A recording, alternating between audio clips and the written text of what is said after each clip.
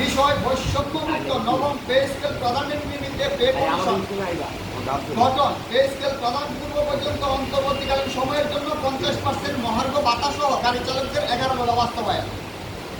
এখানে আবার 11 দফা ব্যাপারটা কিন্তু আমরা লক্ষ্য করে, ঠিক আছে মহোদয়, যথাযথ সম্মান প্রদর্শনপূর্বক বিনীত নিবেদন এই যে বাংলাদেশ সরকারি গাড়ি চালকদের দাবি আদায় বাংলাদেশ সরকারি গাড়ি চালক কেন্দ্রীয় পরিষদের পক্ষ থেকে সালাম ও আন্তরিক অভিনন্দন জ্ঞাপন করছি।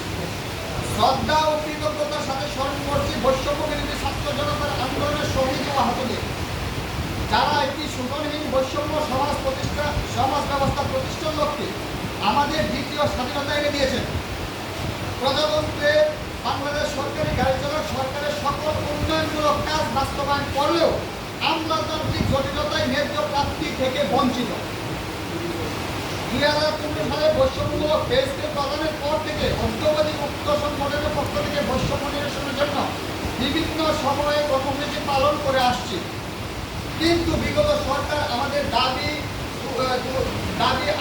পূরণ তো দূরের কথা, আমাদের সংগঠনের কথা আমলে না নিয়ে বিভিন্ন আইন প্রয়োগকারী সংস্থার মাধ্যমে জুলুম অত্যাচার চালিয়েছেন। বর্তমান সময়ে বাজার মূল্যের লাগামহীন ঊর্ধ্বগতি, সেবা খাতের ব্যয় বৃদ্ধি ও পরিবারের ভরণ পোষণের ব্যয় বৃদ্ধির দরুন বাংলাদেশ সরকারি গাড়ি চালকদের মানবেতর জীবন যাপন করছে। তাই চলমান জীবন বাস্তবতা নিরিখে প্রজাতন্ত্রে বাংলাদেশ সরকারি গাড়ি চালকদের নিম্নে 11 দফা দাবি বাস্তবায়ন করার জন্য তুলে ধরছি। এখন এখানে 2টা জিনিস হলে আমরা বৃদ্ধি করছি। আগে যে 9টা, এটা কিন্তু আমাদের সকলে আলোচনা সাপেক্ষে হয়েছে। এখানে 2টা বৃদ্ধি করছি। বৈষম্যমুক্ত নবম পে স্কেলের লক্ষ্যে পে কমিশন গঠন, পে স্কেল বাস্তবায়নের পূর্ব পর্যন্ত অন্তর্বর্তীকালীন সময়ে 50% মহার্ঘ ভাতা প্রজাতন্ত্রের কর্মকর্তা কর্মচারীদের প্রদান করতে হবে। এরপরে এখানে মোটামুটি সবকিছু ঠিকই আছে। শূন্য পদে অবিলম্বে নিয়োগ প্রদান করতে হবে। এটা একটা মেজর সমস্যা, কারণ আউটসোর্সিং যদি আমরা বাতিল করতে না পারি, এক সময় দেখবে যে জিওবি কোনো ড্রাইভার বাংলাদেশে নাই, এই পদটা ডাইমেনশনের মতো একদম বিরক্ত করে দিবে। অতএব এটার ব্যাপারে আমাদের যথাযথ এবং যতটুকু পারি সর্বোচ্চ ব্যবস্থা গ্রহণ করতে হবে। এই হইল কি 2টা খসড়া। এখন আপনারা বলেন যে এটাকে আরো অ্যানালাইসিস করে আমরা আরো পরীক্ষা নিরীক্ষা করবো, আরো যদি কোনো মতামত থাকে সেক্ষেত্রে এটা আরো আপনারা কারেকশন করে দেবেন। আচ্ছা, আর এখানে আমরা যে মাননীয় বিআরটিএ চেয়ারম্যান লাইসেন্স নবায়নের ক্ষেত্রে যেটা সহজীকরণ করার কথা বলছি, এটা আমাদের ইতিমধ্যে বিআরটিএ ওখানে চেয়ারম্যান মহোদয়ের সাথে দেখা করার কথা ছিল। এই চেয়ারম্যান মহোদয়ের মা মারা যাওয়ার কারণে আমরা ওনার সাথে দেখা করতে হয় নাই।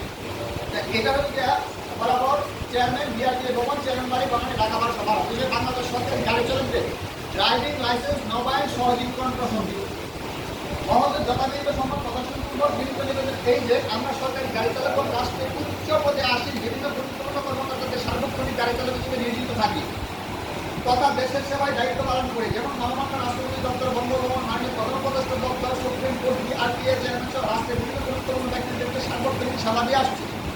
এছাড়া গাড়ি ব্যবহারকারীদের কর্মকর্তার গুরুত্বপূর্ণ সভা বা অন্যান্য কাজ থাকার কারণে অনেক সময় গভীর রাত পর্যন্ত ডিউটি অবস্থায় থাকতে হয়। সরকারি গাড়ি চালকের ড্রাইভিং লাইসেন্স নবায়নের ক্ষেত্রে জিও এর মাধ্যমে লাইসেন্স নবায়ন বিপরিশোধ পূর্বক বিনা পরীক্ষায় ড্রাইভিং লাইসেন্স নবায়ন করতে পারলে সরকারি গাড়ি চালকদের দায়িত্ব পালনের কোনো সমস্যার সম্মুখীন হতে হবে না। অতএব সুনির্বাচন করে জিও এর মাধ্যমে সরকারি গাড়ি চালকের ড্রাইভিং লাইসেন্স নবায়ন সহজীকরণ করে আমরা সকল মত দিচ্ছি। এখন হইলে কি আমাদের এটা যাবেন পরবর্তী এটা পরবর্তী ওনার কাছ থেকে আমরা একটা বার্তা নিয়ে আমরা গ্রুপে দিয়ে দিব। গ্রুপে দিয়ে দিলে আমাদের যে আহ্বায়ক কমিটি গ্রুপ আছে এই গ্রুপে দিয়ে দিব। গ্রুপে দিলে যারা